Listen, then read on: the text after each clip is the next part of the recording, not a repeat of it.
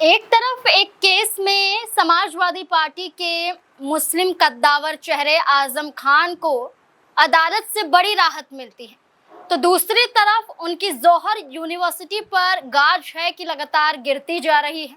मुश्किलों में जौहर यूनिवर्सिटी है और उसके लिए कोई रास्ता निकल ही नहीं पा रहा।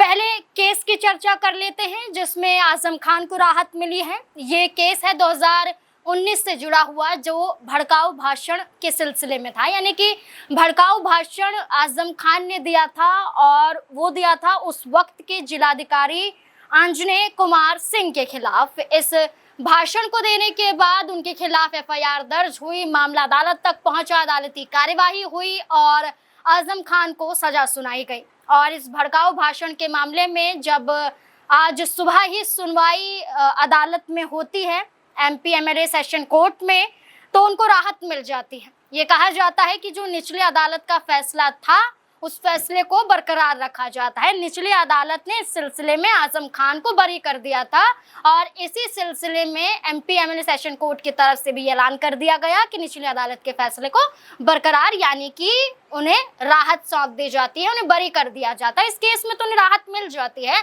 लेकिन दूसरी तरफ जौहर यूनिवर्सिटी से जुड़ा हुआ मामला सामने आ जाता है। ये कहा जा रहा है कि अब कौन सा रास्ता अपनाया जाएगा कि जौहर यूनिवर्सिटी को बचा लिया जाए, क्योंकि 15 दिन का समय दिया था जिसमें से 2 दिन तो खत्म हो चुके हैं।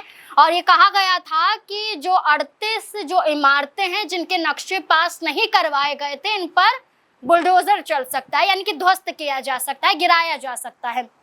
अब यहाँ 3 विकल्प निकलकर सामने आ रहे हैं। अब ये देखना होगा कि आजम परिवार की तरफ से कौन सा विकल्प चुना जाएगा। पहला, ये कहा जा रहा है कि जो रामपुर विकास प्राधिकरण है उससे जो 38 नक्शे जो पहले पास नहीं हुए थे उन्हें कंपाउंडिंग के माध्यम से पास करवाया जा सकता है, लेकिन इसमें करोड़ों की लागत लगेगी। और ये कहा जा रहा है कि ये रास्ता तो है लेकिन ये पेचीदा है।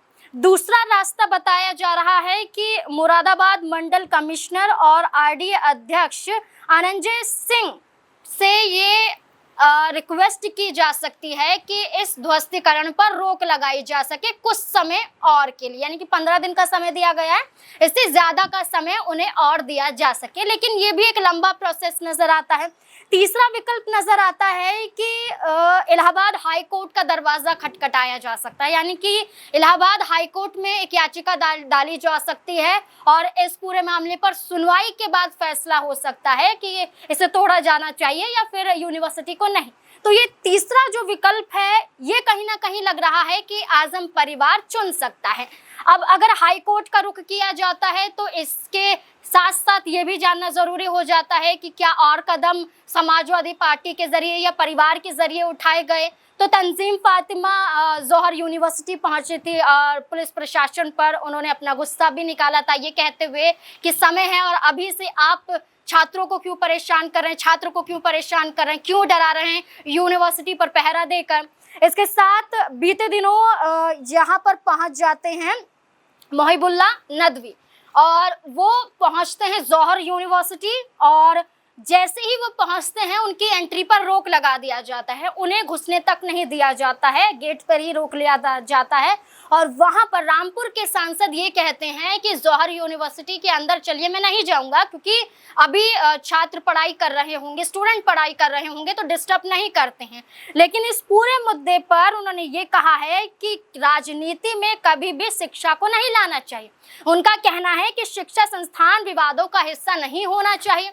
इसी के साथ साथ इकरा हसन ने भी कहा, इकरा हसन ने ये कहा कि जम्मू कश्मीर में वैष्णो यूनिवर्सिटी है, इस पर भी विवाद हुआ जब ये कहा गया कि इसमें 50% जो सीटें हैं वो मुस्लिम छात्रों को क्यों दी जाती, स्टूडेंट को क्यों दी जाती हैं, क्योंकि इसमें फंडिंग तो वैष्णो देवी साइन बोर्ड से होती है। तो ये विवाद देखा गया था। इसके बाद हम दिल्ली के जामिया मिलिया इस्लामिया की बात करें, इस पर भी बड़ा विवाद छिड़ता हुआ हमने देखा था।